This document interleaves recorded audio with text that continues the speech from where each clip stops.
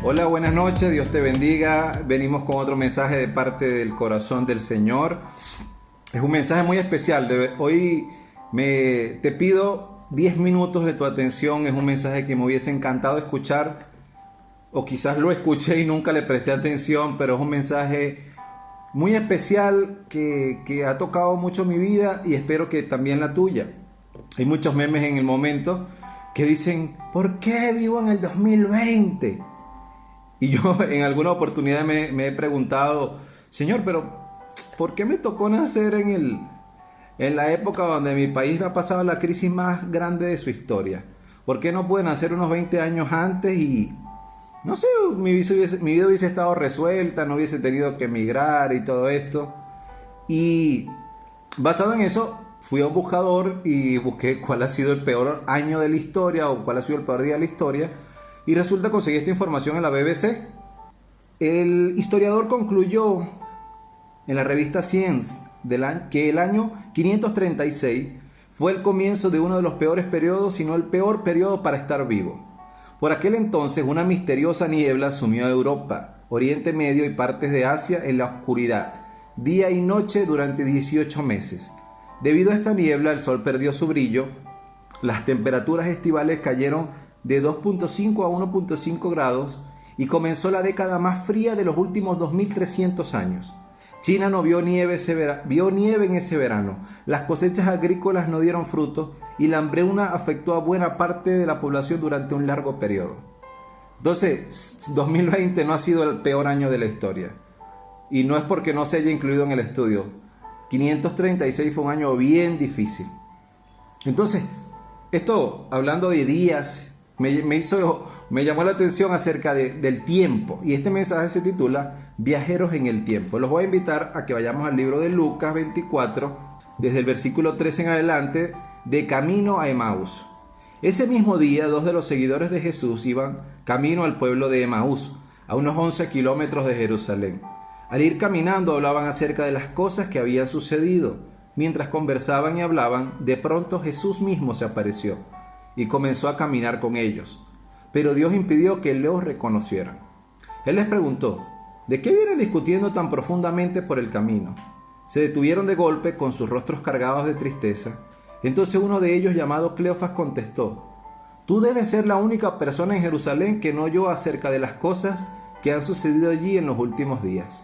¿Qué cosas?, preguntó Jesús. Las cosas que le sucedieron a Jesús, el hombre de Nazaret. Le dijeron: era un profeta que hizo milagros poderosos y también era un gran maestro a los ojos de Dios y de todo el pueblo. Sin embargo, los principales sacerdotes y otros líderes religiosos lo entregaron para que fuera condenado a muerte y lo crucificaron. Nosotros teníamos la esperanza, quiero que te grabes esta palabra, de que fuera el Mesías que había venido para rescatar a Israel. Todo esto sucedió hace 3 días. Hace 3 días, otra palabra importante. No obstante, algunas mujeres de nuestro grupo de seguidores fueron a su tumba esta mañana temprano y regresaron con noticias increíbles. Dijeron que el cuerpo había desaparecido y que habían visto a ángeles que les dijeron que Jesús está vivo. Algunos de nuestros hombres corrieron para averiguarlo y efectivamente el cuerpo no estaba tal como las mujeres habían dicho. Entonces Jesús les dijo: ¿qué necios son? ¿Les cuesta tanto creer todo lo que los profetas escribieron en las Escrituras? ¿Acaso no profetizaron claramente que el Mesías tendría que sufrir todas esas cosas antes de entrar en su gloria? Entonces Jesús los guió por los escritos de Moisés y de todos los profetas, explicándole lo que las Escrituras decían acerca de él mismo. Para entonces ya estaban cerca de Emaús y del final del viaje.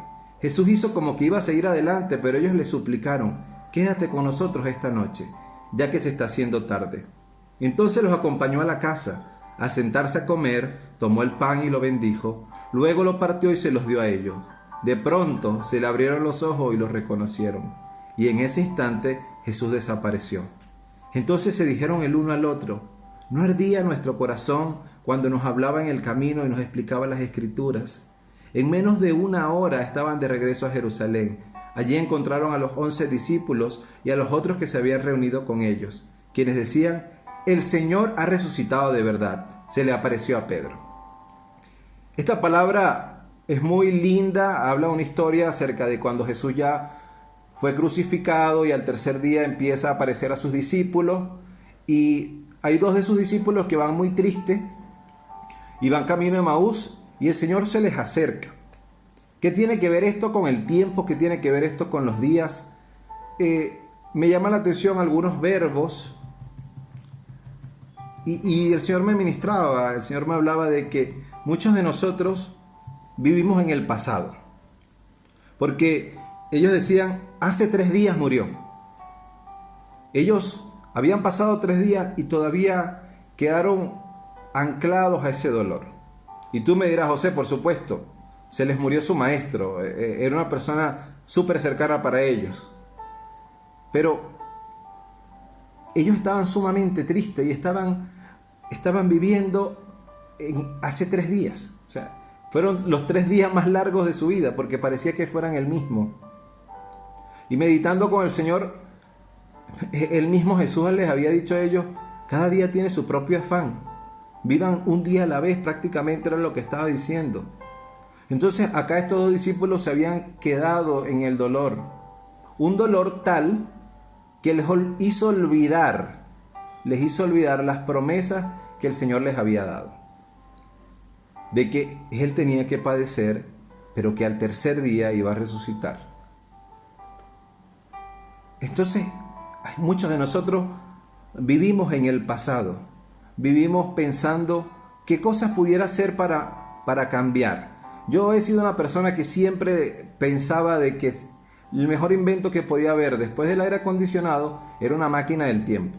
Porque me hubiese encantado ir atrás y corregir muchos errores en mi vida. Muchísimos errores en mi vida. Y escuchaba a Dante Gebel desde hace muchísimos años y él decía, si me tocara ir hacia atrás no cambiaría nada porque por eso es que soy lo que soy hoy. Y yo decía, este tipo de verdad lo admiro, lo quiero mucho, pero esta sí no le creo. Y resulta que después de muchísimos años, yo era una persona que vivía siempre en el pasado. Les cuento que vivía tanto en el pasado que disfrutaba las cosas después que las recordaba. Si por ejemplo iba a un juego de béisbol o de fútbol, me recordaba y no disfrutaba el juego cuando estaba en el lugar, sino a los días era que lo disfrutaba. Y eso fue un grandísimo error que me costó muchísimo de disfrutar el presente y de disfrutar lo que Dios estaba haciendo en mi vida. Y así como estos dos discípulos, quizás muchos de ustedes se han quedado en el pasado, se han quedado atrás, porque hay heridas que no se han sanado, porque hay situaciones que ya pasaron, pero definitivamente no puedes ir atrás, no puedes ir al pasado a arreglar nada. Ellos no podían ir 3 días atrás y salir y bajar al Señor de la cruz o entrar en el momento que Él llevaba la cruz caminando. Ellos hubiesen pensado, quizás hubiésemos ido con un ejército y salvábamos al Redentor de Israel, al líder de Israel, al Mesías de Israel. Estos chicos estaban entristecidos, pero estaban anclados al pasado. Y lo demuestra cuando ellos dicen, nosotros teníamos la esperanza de que Él fuera el Mesías que había venido para rescatar a Israel. Teníamos, verbo en pasado. Ellos se habían quedado atrás en el pasado. Ellos habían perdido su mayor esperanza y ellos pensaban de que ya todo lo peor había ocurrido. Quizás ellos hubiesen dicho, un meme actual, 2020, el peor año de la historia. Ellos se habrán quedado allí. Pero así como el año 536 quedó en la historia, 2020 también quedará en la historia y nosotros seguiremos adelante mientras el Señor no venga. Entonces, primer punto, a ti que estás quedándote en el pasado hay que saber gerenciarlo, el pasado hay que saber manejarlo. ¿Y de qué forma? El mismo Señor nos enseña. Les dice, qué necios son, les cuesta tanto creer todo lo que los profetas escribieron en las Escrituras. Y de esta forma es que debemos manejar el pasado, para recordar lo que está escrito, para recordar lo que ha ocurrido, pero no desde un punto de vista de torturarnos, sino de aprendizaje. A ti que te has equivocado como yo, te pido de que no sigas viviendo en el pasado, no te sigas torturando, no sigas pensando qué hubiese pasado si ya no ocurrió y no va a volver a pasar, pero de esto que te sirva como un aprendizaje. El Señor le dice, ¿acaso no saben lo que dicen de mí? Que todos los profetas hablaron acerca de esto que iba a ocurrir. Y más adelante dice que ellos le ardía el pecho cuando el Señor les hablaba de estas escrituras.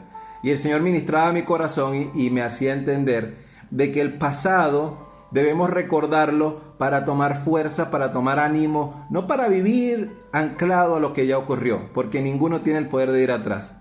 Pero para ellos fue como un déjà vu, porque el maestro, aunque ellos no podían verlo, se dieron cuenta que lo sentían en su corazón. Entonces, el pasado que sirva para impulsarte hacia adelante, que lo que ocurrió sirva para lo que viene. ¿Por qué este mensaje se llama Viajeros en el Tiempo? Porque ellos también hablan de la esperanza, tenían una esperanza. Y hay gente que vive en el futuro. Yo era muy extremista, o vivía en el pasado o en el futuro, nunca en el presente. Siempre estaba pensando qué podía arreglar hacia atrás en mi vida, o pensaba cómo lo puedo arreglar más adelante. Siempre me ha gustado pensar hacia adelante, hacia el futuro. Es más, durante años mi oficio fue de planificador, en mi trabajo me desempeño, siempre tengo que estar siempre viendo hacia el horizonte. Y eso es bueno para nosotros tener una estrategia de hacia dónde vamos, una dirección, una visión. Pero cuando vives en el futuro, no disfrutas tu presente. Ellos decían, Él era nuestra esperanza. Ellos pensaban de que el Señor se iba a quitar esa cruz, iba a salir, iba a formar una revuelta, una revolución. Y no fue así. Entonces tú que vives en el futuro, que vives viajando en el tiempo como yo, que eres un viajero en el tiempo, que te encantaría ir al pasado o te encantaría ir al futuro para ver qué errores no debes cometer en el presente, quiero decirte de que el mejor día para vivir, el mejor año para vivir es este que estás viviendo. El mejor día para vivir es hoy, es hoy. Entonces, a ti que estás pendiente del futuro, que siempre te preguntas, ¿cuál es mi llamado? ¿Cuál es mi llamado? ¿Cuál es mi llamado? Tu llamado es hoy, ser testigo en el lugar donde te encuentres. No testigo ayer, no testigo mañana, ser testigo hoy. A ti que me escuchas, que vives en el pasado y que alguien te hirió, que la iglesia te hirió, hoy te pido perdón en el nombre del Señor por lo que te hicimos como iglesia, si haya sido en otro país. Yo me siento parte de la iglesia y te pido perdón, pero no te quedes anclado en eso, no te quedes anclado al que te falló, sino sigue hacia adelante, porque hoy el Señor te ama, porque hoy el Señor quiere hablarte, porque hoy el Señor quiere darle propósito a tu vida. Si tú me dices, José, ¿qué es lo mejor que Dios te ha regalado? La salvación. El Señor pagó mis pecados en la cruz, pero lo segundo que Dios mejor me ha regalado es que le ha dado propósito y sentido a mi vida. Y ahora, después de muchos años, después de mucha ansiedad, después de mucha depresión, pensando en el pasado, pensando en el futuro, hoy he aprendido a disfrutar el presente. He tenido que vivir entendiendo de que cada día tiene su propio afán. Entonces, a ti que te has quedado en el pasado, que te has quedado en la herida, que te has quedado en el dolor, te pido en el nombre de Jesús de que ya sueltes eso y que recuerdes el pasado para que te arda en el pecho lo bueno que Dios ha hecho contigo, porque nadie puede ver hacia atrás y no ver la grandiosa obra de Dios. A ti que vives pensando en el futuro, que vives preocupándote, ¿qué va a pasar mañana? ¿Qué va a pasar pasado mañana? Hace 4 meses ninguno de nosotros se imaginaba que íbamos a pasar tantos días encerrados. Y aquí estamos y estamos sobreviviendo y Dios nos ha mantenido. Así que no te preocupes por lo que va a venir. Dios tiene el control de las cosas. Así que tienes un regalo que es hoy, tu presente. No sigas viajando en el tiempo, no sigas desperdiciando tu vida y desperdiciando el mejor regalo que Dios te da, que es el día de hoy. Así que Dios te bendiga y espero que este mensaje llegue a lo profundo de tu corazón. A ti que me escuchas, para terminar, te invito a que si no conoces al Señor, que puedas mantener una relación íntima y personal con Él y que puedas comunicarte con Él, aprender de Él, porque su palabra dice de que Él no quiere sacrificios, Él no quiere que tú seas un santurrón. Él anhela es que tú le conozcas, que tú seas tu amigo, y a medida de que empieces a caminar con Dios, a conocerle, Dios va a hacer cambios extraordinarios. Dios te bendiga.